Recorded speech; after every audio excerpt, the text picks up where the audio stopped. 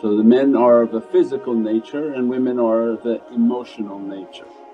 So both in their tafakkur and contemplation they have different energy understandings and different realities they're trying to accomplish. So that the man and the male can be the imam and guidance, so they break down all of the harshness of their character to a softness and to open the energy points within their being. Then the feminine nature is that their energy points have to be guarded because already their energy points are open because they have two spiritual energy points.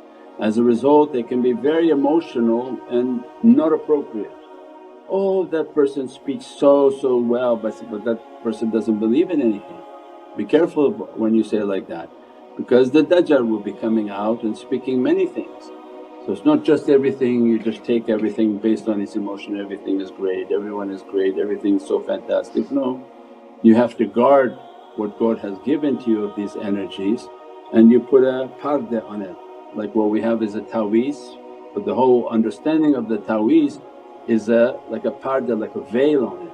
So you veil your energy based on your strong disciplines of tariqah. It's La ilaha illallah Muhammadan Rasulullah based on the ishq and muhabbat of Prophet. So then I don't listen if it's outside of that, because the danger of your emotional state is that you listen to everyone and that's when because of the emotional state they'll pick up on everything, they begin to absorb from everywhere. And it's not that, it's not a buffet where you go to every table and take from everyone's dish.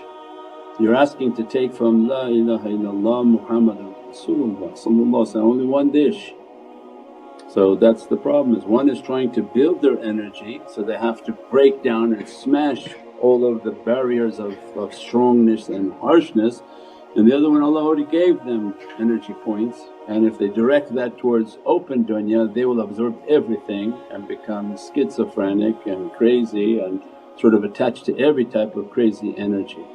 And that becomes the great danger, and that's why Prophet warned in the last days that the Dajjalic energy would affect the women the most. And the frequencies that come out, if they're not controlled and disciplined, well of course this is going to be a great deception and a great difficulty. So one has little energy, they have to build it, the one has too much openness and they have to veil it.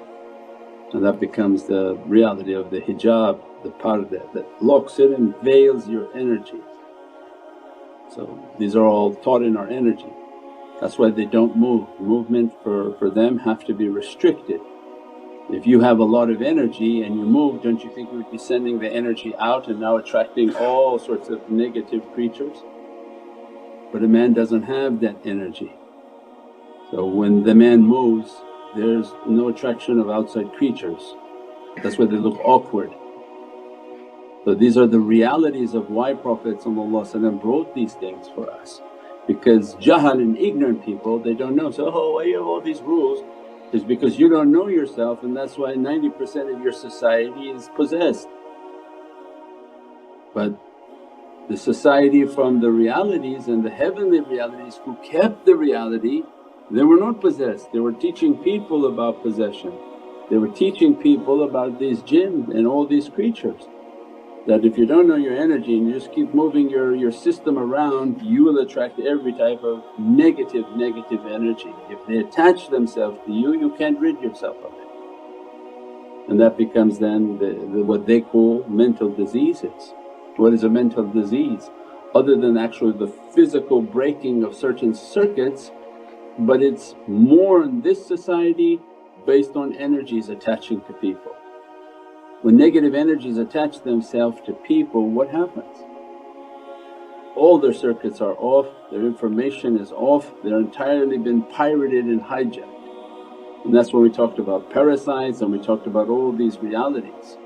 So imagine if somebody hijacks your electrical system, hijacks your Wi-Fi system and begins to have access to everything. But imagine then a human. And if these creatures come and attach themselves to people, they hijack them, they parasite off them, give them emotions and comments and feelings that are not them. Immediately they become a state of possession.